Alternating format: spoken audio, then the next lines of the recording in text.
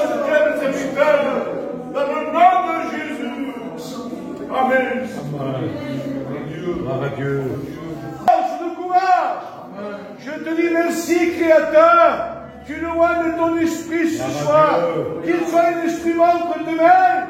Donne la bénédiction. Seigneur, je te présente, Seigneur, ce soldat de plus, je sais. Seigneur, bénis-le. Seigneur, je te présente Mike devant toi. Amen. Seigneur, qui a une émotion à propos. Seigneur, tellement important, Seigneur, annoncer ta parole, Seigneur. Ta parole descend du ciel. Merci parce que tu l'as choisi, Seigneur, pour être ton instrument entre tes mains. Seigneur, gloire à Dieu. Je ne vais pas m'attarder. Ce soir, j'étais chez moi et Dieu me disait, je ne cherche pas des hommes qui savent prêcher, mais je cherche des hommes qui apportent ce que je leur dis, qui apportent le mot que je leur donne. Gloire à Dieu, je ne vais pas m'attarder et je vais entrer dans mon message. Le message que Dieu m'a donné, c'est dans Jean 4 et du verset 4. Il nous est dit, comme il fallait qu'il passe par la Samarie, il arriva dans une ville nommée Sichar. Là se trouvait le puits de Jacob. Jésus était fatigué du voyage. Jésus s'assit au bord de ce puits. Cette ville ne méritait pas d'être visitée. Vous savez pourquoi? Parce que le nom de cette ville, elle signifie quelque chose. Ça veut dire ivrogne, ivre, ivresse. Cette ville ne méritait pas que Jésus vienne la visiter. Jésus devait passer outre devant toi. Tu ne mérites pas que Jésus s'arrête devant toi. Tu sais pourquoi? Tu sais quoi? Ton nom signifie pécheur. Et Jésus ne devrait pas s'arrêter. Mais la Bible nous dit, dans Luc 10, 30, que Jésus est le bon samaritain. Il s'arrête là où il y a le besoin. Il ne passe pas outre Jésus. Il a le cœur de berger. Il sait venir et secourir celui qui est dans le besoin. Gloire à Dieu. La grâce de Dieu est là ce soir. La grâce de Dieu t'est accordée. Pour toi, mon frère. Pour toi, ma soeur. Pour toi, mon ami. Il nous est dit aussi qu'une femme de Samarie venait puiser de l'eau dans le puits de Jacob. Elle venait chercher de l'eau et Jésus lui demande et lui dit, donne-moi à boire. Cette femme venait puiser. Cette femme était fatiguée. Elle venait souvent. Elle n'en pouvait plus. Comme toi, tu es fatigué. Tu n'en peux plus. Mais tu dois venir. Tu es obligé. Parce qu'en réalité, tu n'as rien d'autre pour te désaltérer. Tu n'as rien d'autre pour boire. Donc tu fais quoi? Tu viens à la réunion. Tu assistes à la réunion. T'écoutes un cantique. T'écoutes prêcher. Cela te fait du bien pour un moment. Tu repars chez toi. Mais ensuite le lendemain, tu reviens. Et tu es toujours dans ce besoin. Gloire à Dieu. Amen. La Samaritaine, elle parle et lui dit à Jésus, comment toi qui es juif, me demandes-tu à boire à moi? Je suis une Samaritaine. La loi interdisait que les Juifs d'avoir des relations avec les Samaritains. C'était interdit par la loi. Et cette femme, elle connaît la loi. Elle connaît les écrits. Elle lui fait la remarque à Jésus. Elle lui dit, tu ne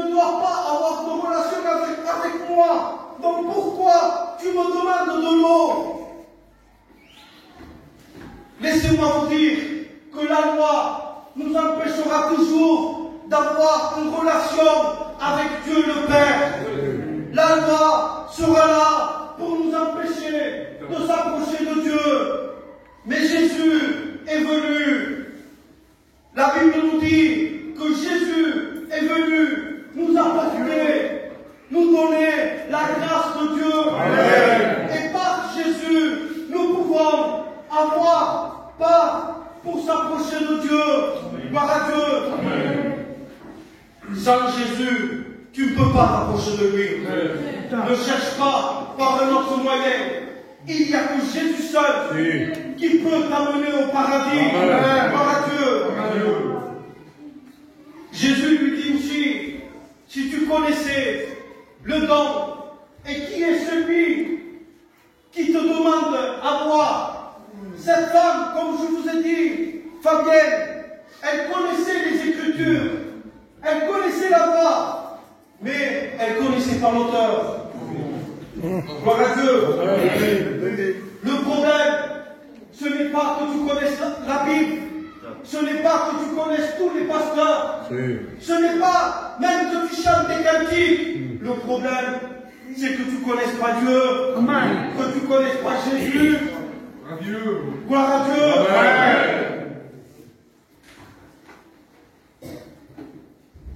Gloire à Dieu, gloire à Jésus. Amen. Dieu veut se révéler à toi. Amen. Parce qu'il sait que si tu ne le connais pas, ta direction c'est l'enfer. Donc oui, qu'est-ce qu'il veut? Il veut t'épargner l'enfer et il veut te gagner. Il veut te faire connaître le paradis. Il dit dans Matthieu 2, 4, cela est bon et agréable devant Dieu, qui veut que tous les hommes soient sauvés et qu'ils connaissent la vérité. Amen. Pourquoi l'homme ne connaît pas la vérité? Non, laisse-moi te dire que le diable est en train de te tromper. Le diable est en train de t'aveugler. C'est pour cela que Dieu, il veut que tu connaisses la vérité. Amen. Gloire à Dieu. Amen. Cette femme aussi, elle pose beaucoup de questions. Elle lui dit, es-tu plus grand que notre père Jacob? Jacob nous a donné ce fils. Toi, es-tu plus grand que Jacob? Cette femme, elle s'appuyait avec ce que l'homme lui avait donné. Cette femme prenait pour appui ce que l'homme lui avait donné. Laisse-moi te dire que toi aussi, tu prends pour appui ce que l'homme peut te donner. Mais sache que l'homme est limité. L'homme peut te donner, mais l'homme ne te donnera jamais comme Dieu a donné. J'ai marqué, qu'a-t-il donné Dieu? Qu'a-t-il donné Dieu? Je te pose la question. Qu'a-t-il donné? Jean 3,16. Car Dieu a donné. Amen. Il a donné pour des gens qui ne le méritaient pas. Il nous a dit aussi, dans Romains 8,32, que Dieu n'a pas épargné son propre fils. Si moi et vous voyez que votre fils est en danger, qu'est-ce que vous allez faire? Je vais tout faire pour l'épargner, pour le mettre de côté, pour le défendre. Mais c'est pas ce que Dieu a fait. Dieu l'a livré. Mais où? J'ai marqué où Dieu l'a livré. Il a livré à la croix. Amen. Son dos labouré, ses mains, ses pieds cloués, sa barbe arrachée, le visage défiguré. Voilà ce que Dieu a fait. Pourquoi? Parce qu'il t'a tant aimé. Il t'a tant aimé. Gloire à Dieu. Cette femme va lui poser encore une question. Elle lui dit, je sais que le Messie doit venir. Elle n'est pas encore convaincue que Jésus est le Messie. Donc elle lui pose cette question. Je sais que le Messie doit venir. On va le nommer le Christ. Jésus, il lui répond. Il lui dit, c'est moi, je le suis le Christ. Gloire à Dieu.